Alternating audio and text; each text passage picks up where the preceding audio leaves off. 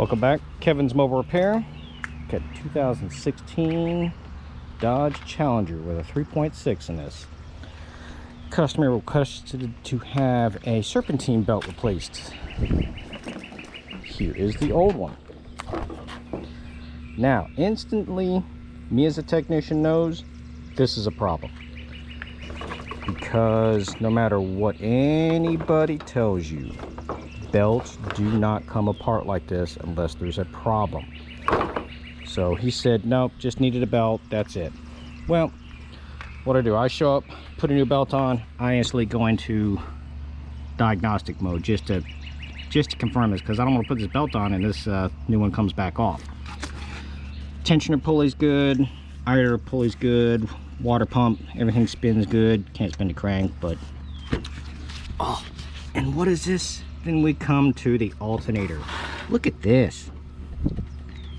Yeah, there's our problem right there. So anybody out there paying attention, anybody that says it's just a belt, it's never just a belt, especially when they look like that. Belts do not come apart. They are safety issues.